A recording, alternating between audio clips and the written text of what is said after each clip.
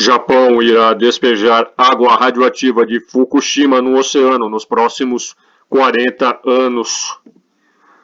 Na data cabalística de 11 de março de 2011, um grande terremoto de magnitude 9 atingiu a cidade oriental de Sendai, no Japão. O terremoto, com epicentro a 130 quilômetros da costa leste da península de Oshika, na região de Tohoku, com o hipocentro a uma profundidade de 24,4 quilômetros, gerou ondas de mais de 10 metros de altura que percorreram mais de 10 quilômetros de terra e causaram a morte de 13.333 pessoas e o desaparecimento de outras 16 mil. Além do acidente na usina nuclear de Fukushima, o pior desde o de Chernobyl, em abril de 1986, e o segundo a chegar ao nível 7 na escala internacional de acidentes nucleares. Os sistemas da instalação detectaram o sismo e desligaram automaticamente os reatores nucleares, mas logo depois um tsunami de mais de 14 metros de altura atingiu a usina, inundando-a e destruindo a sua infraestrutura. Na foto, uma das imagens do momento em que o tsunami atingiu a central nuclear.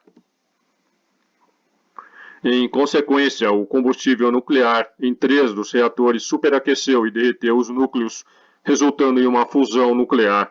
O material radioativo começou a vazar, levando a uma evacuação em massa e a criação de uma zona de exclusão. Os moradores não tiveram nem 10 minutos para deixarem suas casas.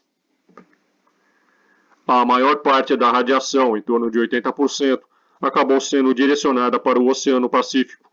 A radioatividade do desastre foi encontrada em algas marinhas e peixes na costa da Califórnia.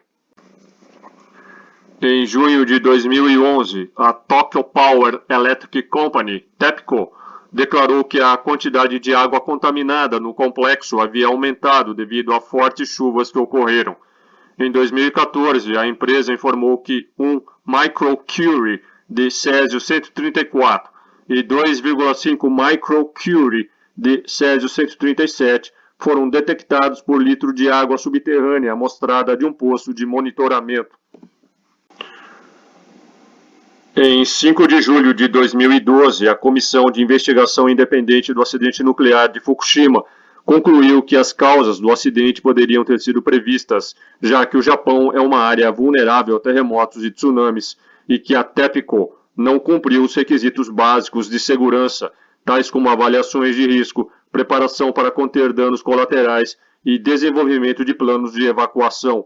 Em 12 de outubro de 2012, a TEPCO admitiu que não havia tomado as medidas necessárias por medo de ações judiciais ou protestos contra suas usinas nucleares.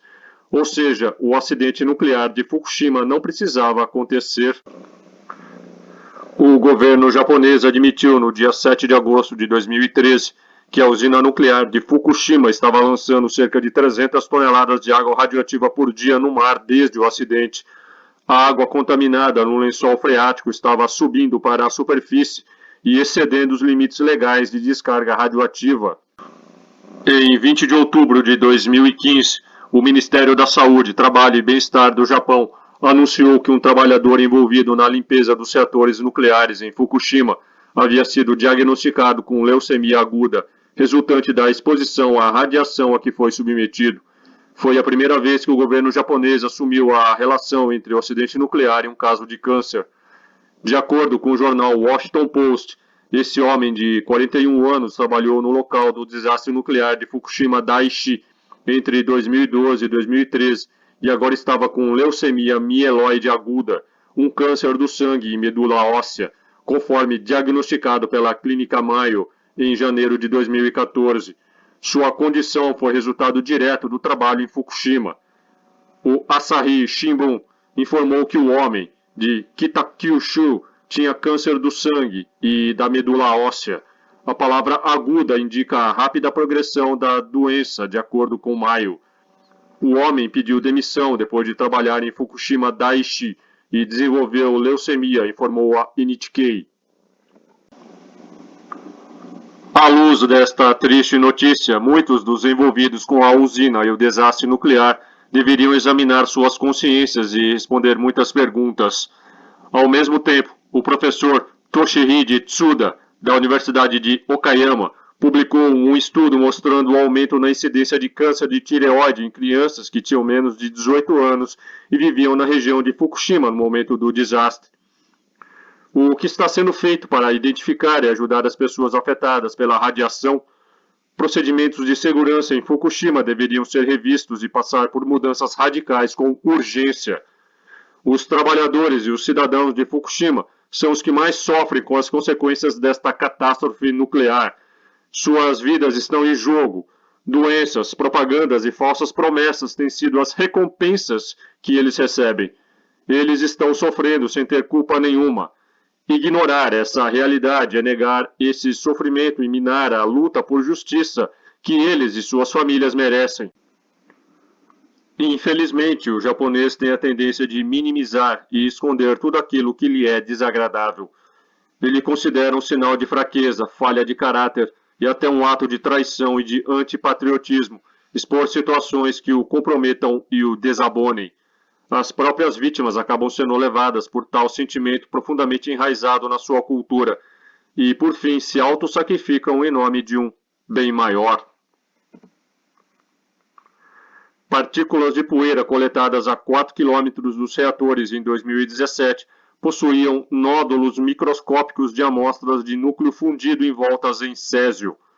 Após décadas de declínio exponencial do césio no Oceano Pacífico, decorrente de testes de armas nucleares, isótopos radioativos de césio no mar do Japão aumentaram após o acidente nuclear de Fukushima, enquanto a presença de césio fora da costa oeste do Japão diminuiu.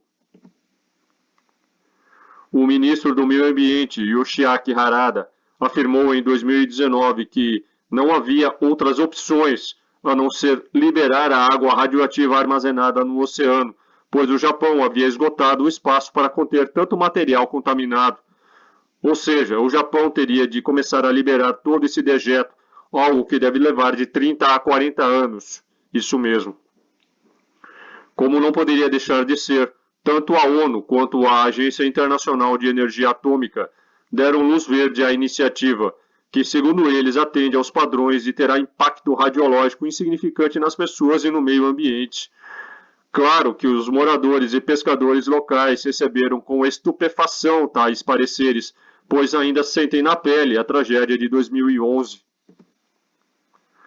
A reação nuclear produzida na usina fez com que a água dentro da usina fosse contaminada com material extremamente radioativo. A água nova teve então de ser bombeada para resfriar o combustível residual dos reatores. E durante todo esse tempo, as águas subterrâneas e pluviais também se infiltraram, criando ainda mais águas residuais radioativas que precisam ser armazenadas e tratadas. A TEPCO já usou mais de 1.000 tanques enormes para armazenar o que é agora 1,32 milhão de toneladas métricas de resíduos, o suficiente para encher mais de 500 piscinas olímpicas. Mas o espaço está acabando. A empresa diz que construir mais tanques não é uma opção e precisa liberar espaço para descomissionar a usina com segurança. A TEPCO garante que a maioria dos elementos perigosos nessas águas pode ser removida da água.